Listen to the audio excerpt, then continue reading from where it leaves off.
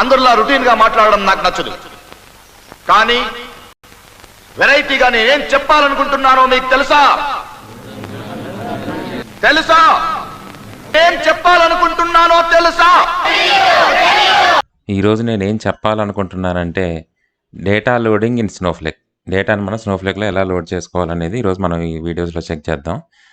అలానే నెక్స్ట్ 2-3 వీడియోస్లో కూడా మోస్ట్లీ ఈ కాన్సెప్ట్స్ టచ్ చేస్తాను. అంటే థియరిటికల్గా ఈ వీడియోలో చెప్పుకుందాం, ప్రాక్టికల్గా నెక్స్ట్ రాబోయే వీడియోస్లో డేటా లోడింగ్ ఎలా చేస్తాం స్నోఫ్లేక్లో అనేది చూద్దాం. సో స్నోఫ్లేక్లో డేటా లోడింగ్ అనగానే ఫస్ట్ మనకు తెలియాల్సింది ఏంటంటే ఎక్కడి నుంచి డేటా లోడ్ చేస్తాం. ఇప్పుడు ఎక్కడైనా కూడా డేటా మనం లోడ్ చేయాలంటే దానికి ఒక ఫైల్స్ అనేది క్రియేట్ అవుతాయి, లేదా ఫైల్స్లో ఒక లొకేషన్లో అయితే ఉంచుకోవాలి. ఎక్కడైనా ఒక స్టేజ్ చేసి ఆ ఫైల్స్ని తీసుకెళ్ళి మనం స్నోఫ్లేక్లో లోడ్ చేయడం అనేది జరుగుతుంది. సో స్నోఫ్లేక్ సపోర్ట్ చేసే ఫైల్ లొకేషన్స్ ఏంటి? స్నోఫ్లేక్ బేసికల్లీ రెండు ఫైల్ లొకేషన్స్ని అయితే మనకి సపోర్ట్ చేస్తుంది. ఒకటి ఎక్స్టర్నల్ స్టేజెస్, ఇంకోటి ఇంటర్నల్ స్టేజెస్. సో స్టేజెస్ అంటే ఇక్కడ మీరు కన్ఫ్యూజ్ అవ్వద్దు. ఈ స్టేజెస్ అంటే మీరు లొకేషన్స్ లాగా ఆలోచించుకోండి. సో ఎక్స్టర్నల్ స్టేజెస్ అంటే ఏంటంటే మనకి అందరికీ తెలుసు కదా, స్నోఫ్లేక్ 3 క్లౌడ్ పార్ట్నర్స్ని సపోర్ట్ చేస్తుంది. ఒకటి AWS, రెండోది Azure, మూడోది Google cloud. Any of the 3 cloud ప్లాట్ఫామ్స్లో మీరు మీ ఫైల్స్ని అయితే స్టేజ్ చేయొచ్చు.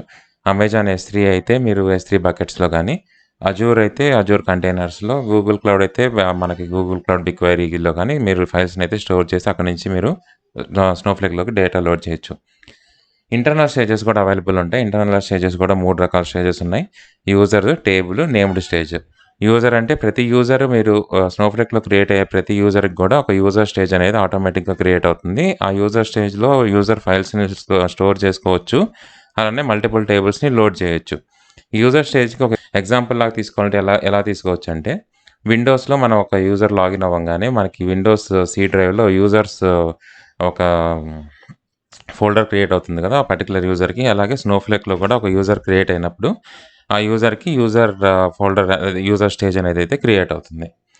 టేబుల్ స్టేజ్ అంటే ప్రతి టేబుల్కి కూడా ఒక టేబుల్ స్టేజ్ అయితే డిఫాల్ట్గా అలొకేట్ అవుతుంది. ఆ టేబుల్లో లోడ్ అయిన డేటాని కూడా ఆ స్టేజ్లో మనం స్టోర్ అవ్వడం అయితే జరుగుతుంది. సో టేబుల్ స్టేజెస్ కూడా మనకి ఓన్లీ వన్ పర్టికులర్ యూజర్కి ప్రివిలేజెస్ అయితే ఎవరైతే క్రియేట్ చేశారో ఆ క్రియేట్ చేసిన యూజర్కి ప్రివిలేజెస్ ఉంటాయి యాక్సెస్ చేయడానికి. సో ఈ యూజర్ స్టేజ్ కానీ టేబుల్ స్టేజ్ కానీ ఎవరు దాన్ని డ్రాప్ చేయడం కానీ ఆల్టర్ చేయడం కానీ ఎవరు చేయలేరు. నేమ్డ్ స్టేజెస్ అంటే ఏంటంటే మన ఓన్గా క్రియేట్ చేసుకునే స్టేజెస్ అనమాట. ఇవి బేసికల్లీ ఒక స్కీమా లెవెల్లో ఉంటాయి అనమాట.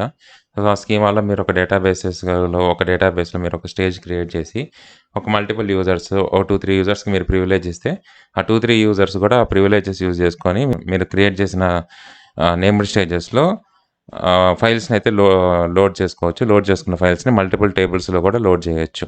సో నేమ్డ్ స్టేజెస్ని మీరు డ్రాప్ చేసేదానికి కూడా అవైలబిలిటీ ఉంటుంది. సో ఈ రకంగా మనకి స్నోఫ్లేక్ డిఫరెంట్ ఫైల్ లొకేషన్స్ని అయితే సపోర్ట్ చేస్తుంది. సో డేటా లోడింగ్లో కన్సిడరేషన్స్ ఎలాంటివి మనం తీసుకోవాలి? So preparing your data. So మీరు డేటా ప్రిపేర్ చేసేటప్పుడు మీరు ఫైల్స్ క్రియేట్ చేసుకునేటప్పుడు ఎలాంటి ఫైల్స్ అయితే స్నోఫ్లేక్ అలో చేస్తుంది. సో స్ట్రక్చర్డ్ అయితే CSV, TSV ఇలాంటి ఎక్స్ట్రా డీలిమిటెడ్ ఉన్న ఫైల్స్ అన్నిటిని కూడా any valid single byte delimiter ఉండే దాన్ని అలో చేస్తుంది అనమాట. సెమీ స్ట్రక్చర్డ్ అయితే JSON, Avro, ORC, Parquet, XML ఫైల్స్ని అలో చేస్తుంది. డేటా లోడ్ చేసేటప్పుడు డేటా సైజెస్ని కూడా కన్సిడరేషన్లోకి తీసుకోవాలి. సో డేటా సైజెస్ని కన్సిడరేషన్లోకి ఎందుకు తీసుకోవాలంటే మనకు ఓవరాల్ పర్ఫార్మెన్స్ బాగుండాలంటే స్నోఫ్లేక్ రికమెండ్ చేసే డేటా సైజ్ ఏంటంటే 100 to 250 MB ఒక్కొక్క file size. So 100 to 250 MB కన్నా ఎక్కువ సైజు ఉంటే డేటా స్నోఫ్లేక్ లోడ్ చేయదా అంటే చేస్తుంది.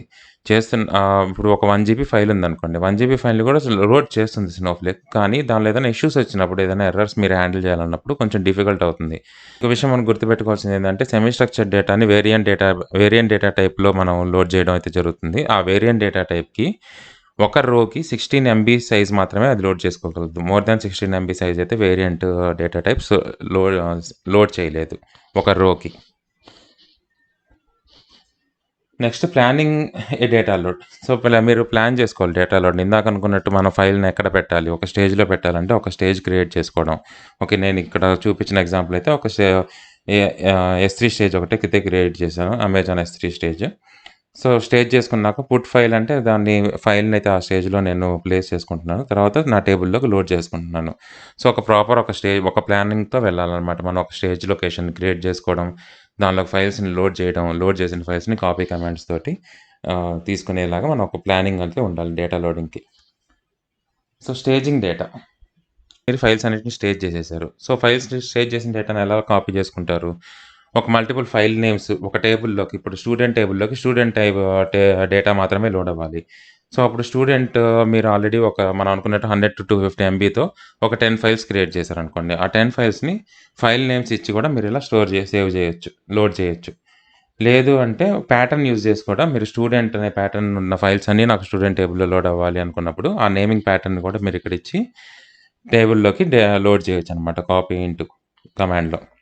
అలానే ఓల్డర్ ఫైల్స్ లోడ్ చేసేటప్పుడు మనం గుర్తుపెట్టుకోవాల్సింది ఏందంటే, స్నోఫ్లేక్ 64 డేస్ ఆఫ్ మెటా డేటాను మాత్రమే స్టోర్ చేసుకుంటుంది. అంటే ఇప్పుడు మీకు ఒక ఎగ్జాంపుల్ చెప్తాను. లెట్స్ సే డే 1 మీరు ఒక టేబుల్ క్రియేట్ చేశారు. డే 1 టేబుల్ క్రియేట్ చేసిన తర్వాత డే 2 మీరు దానిలోకి ఫైల్‌ని లోడ్ చేశారు.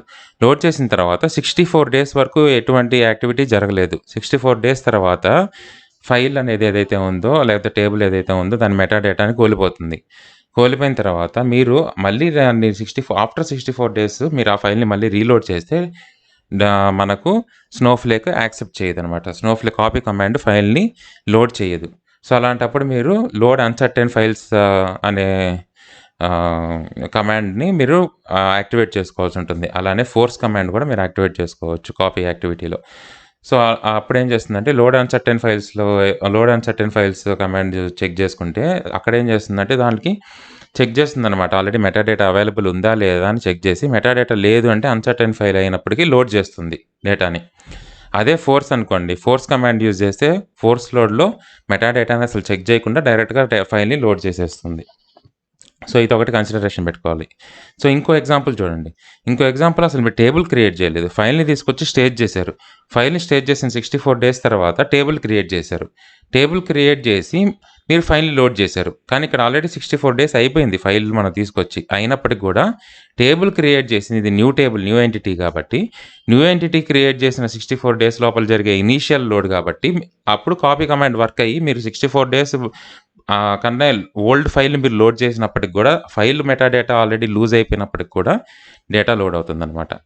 సో, ఇక్కడ టేబుల్ అనేది ముఖ్యం మీకు. టేబుల్ ఎప్పుడు క్రియేట్ చేస్తున్నారో టేబుల్ నుంచి 64 డేస్ కౌంట్ అవుతుంది. వన్స్ మీ టేబుల్‌లోకి లోడ్ చేసిన తర్వాత ఫైల్ 64 డేస్‌తో ఫైల్ కూడా కన్సిడరేషన్‌లోకి ఉంటుంది. సో, ఒకటి బల్క్ లోడింగ్. బల్క్‌గా మన డేటాని స్నోఫ్లేక్‌లోకి లోడ్ చేయడం. ఇంకోటి కంటిన్యూయస్ లోడింగ్. కంటిన్యూయస్‌గా వచ్చిన డేటాని వచ్చినట్టు స్నోఫ్లేక్‌లోకి లోడ్ చేయడం. సో, బల్క్ లోడింగ్ తీసుకుంటే ఇది మోస్ట్ ఫ్రీక్వెంట్ మెథడ్. మా ఎప్పుడు చూసినా మోస్ట్‌లీ అన్ని ఐటీ ఇండస్ట్రీస్‌లో కూడా బల్క్ లోడింగే జరుగుతుంది. దీన్ని కాపీ ఆహ్, ఈ దీనికి మనకు వేర్ హౌసెస్ యుటిలైజేషన్ కూడా ఎక్కువ ఉంటుంది. అంటే వేర్ హౌసెస్ యొక్క క్లస్టరింగ్ కెపాసిటీ కూడా బల్క్ లోడింగ్‌లో యుటిలైజ్ అవుతుంది. అంటే దాన్ని బేస్ చేసుకొని మీరు ఎటువంటి వేర్ హౌస్‌ని అయితే సెలెక్ట్ చేసుకున్నారో, ఆ వేర్ హౌస్ కెపాసిటీని బట్టి కూడా బల్క్ లోడింగ్ అనేది అయితే జరుగుతుంది. సో, లోడింగ్ ఫ్రమ్ స్టేజెస్ అనుకున్నట్టే స్టేజెస్‌లోకి డేటాని తీసుకొచ్చి స్టేజెసే బల్క్ లోడింగ్ జరుగుతుంది. కాపీ కమాండ్ యూజ్ చేసి మనం ఒకసారి ఫైల్స్ అన్నిటిని ఇందాక చూసాం కదా! లాస్ట్ స్క్రీన్‌లో. కాపీ కమాండ్ యూజ్ చేసి ఫైల్ ప్యాటర్న్ యూజ్ చేసినా కానీ, లేకపోతే ఫైల్ నేమ్స్ యూజ్ చేసినా కానీ మనం ఒకేసారి బల్క్ లోడింగ్ అయితే చేస్తాము. ట్రాన్స్‌ఫర్మేషన్స్ కూడా పాసిబుల్. ట్రాన్స్‌ఫర్మేషన్స్ అంటే పెద్ద పెద్ద ట్రాన్స్‌ఫర్మేషన్స్ అయితే కాదు. కాకపోతే ఫైల్ నేమ్ మార్చడం గానీ, లేకపోతే కాలమ్ నేమ్స్ మార్చడం గానీ, లేకపోతే కాలమ్స్‌ని అప్ అండ్ డౌన్ చేయడం గానీ, లేకపోతే కొన్ని కాలమ్స్‌ని ఎక్స్‌క్లూడ్ చేయడం గానీ, అలాంటి చిన్న ట్రాన్స్‌ఫర్మేషన్స్ అయితే బల్క్ లోడింగ్‌లో పాసిబిలిటీ ఉంటుంది. So, continuous loading small volume of డేటాని మనం కంటిన్యూయస్‌గా లోడ్ చేయాలంటే కంటిన్యూయస్ లోడింగ్ యూజ్ చేసుకుంటాము. వన్స్ ఈ డేటా స్టేజ్‌లోకి రాగానే ఆటోమేటిక్‌గా కంటిన్యూయస్ లోడింగ్ అనేది జరుగుతుందనమాట. దానికి మనం స్నో పైప్స్ అయితే యూజ్ చేస్తాము. పైప్ ఇందాక అన్నాను కదా! సర్వర్‌లెస్ ఫీచర్ అయితే ఒకటుంది. సో, ఆ స్నో పైప్ ఫీచర్ ఏం చేస్తుందంటే మనకి ఒక డేటా పైప్‌లాగా మన యుటిలైజేషన్ అయితే జరుగుతుంది. సో, వచ్చిన డేటాను వచ్చినట్టు మీరు ఆ పైప్ యూజ్ చేసుకొని మీ స్ట్రీమ్స్‌లోకి లోడ్ చేసుకొని, స్ట్రీమ్ నుంచి మీ ఫైనల్ టేబుల్స్‌లోకి లోడ్ చేసుకోవచ్చనమాట. సో, ఇది కంటిన్యూయస్ లోడింగ్. సో, మనం నెక్స్ట్ వీడియోస్‌లో మనం కంటిన్యూయస్ లోడింగ్ గురించి కూడా ఎక్కువ డీటెయిల్స్ చెక్ చేద్దాం. అలాగే బల్క్ లోడింగ్ గురించి కూడా మనం ఇన్ డెప్త్ మనం స్టేజెస్ క్రియేట్ చేయడం గానీ, అలాగే మనం ఈ డేటాను ఎలా అయితే లోడ్ చేయాలనేది చూద్దాం. ఇప్పుడైనా కరెక్ట్ గా సమాధానం చెప్పండి. నేనేం చెప్పాలనుకున్నానో మీకు తెలుసా? ఇది ఇది ఇది వెరైటీ. గుడ్. ఇప్పుడు నా టైం వేస్ట్ చేయకుండా తెలిసిన వాళ్ళు తెలియని వాళ్ళకి చెప్పండి, తెలియని వాళ్ళు తెలిసిన వాళ్ళ దగ్గర చెప్పించుకోండి. అయిపోయి.